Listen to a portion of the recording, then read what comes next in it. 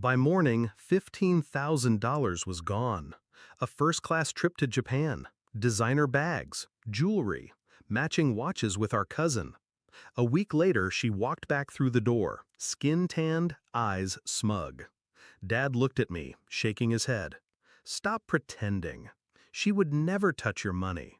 I smiled, because the card she used wasn't what they thought it was. I remember when she used to braid my hair before school, when she'd slip me the bigger slice of cake at birthdays. Back then, she was my ally in this family. We were the only two who understood each other's silences, or so I believed. But love has a way of rotting quietly before you notice the stench. The night she took it, I woke briefly to a whisper of movement, the faint metallic click of my drawer. Her shadow lingered in the doorway just a second too long. I kept my breathing slow, steady. By morning, the transaction alerts began.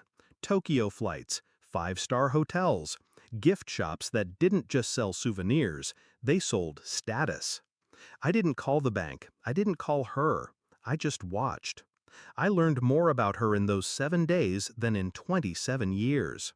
Her posts were a confession, each filtered photo a timestamp.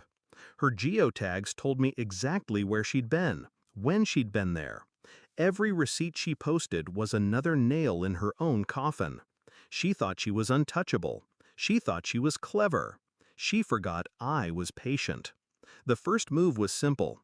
I contacted my bank, not to report theft, but to flag the card for monitoring. I had replaced it 3 weeks earlier after losing the original.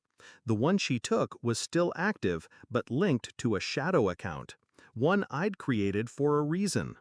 Each transaction she made didn't pull from my savings. It pulled from the bank's fraud department, which had already been notified. Every charge was documented, recorded, waiting for her return. Next, I spoke to my cousin, the one she traveled with. I didn't accuse. I congratulated her on her amazing trip and asked how my sister managed to afford it. Her answers came easily, too easily, enough for me to take screenshots of every message.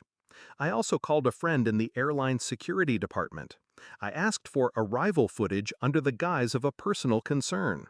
A woman with my sister's face walked off a first-class cabin, wearing a watch worth more than my car. Evidence layered over evidence. When she came home, she acted as if nothing had happened. Suitcase in the hall, duty-free bag on the counter.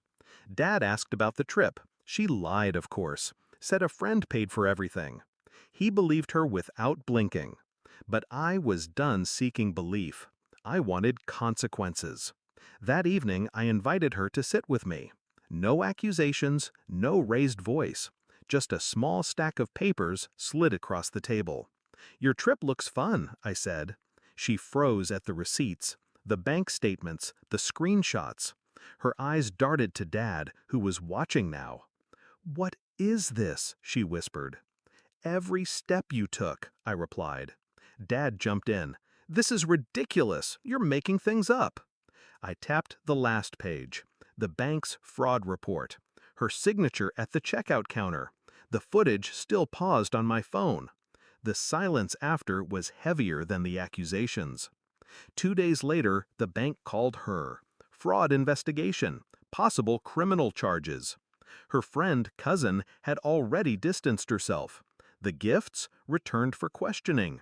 She begged me to drop it, offered to pay it back in time. I reminded her she'd already paid, just not in the way she imagined. The beauty of my plan was simple. I never had to lie. I just let the truth arrive with paperwork attached. The same way she slipped into my room at 2 a.m., the law would now slip into hers. I didn't celebrate when she got the letter confirming a court date. I didn't gloat when Dad finally stopped defending her. Revenge doesn't need a party. It needs silence.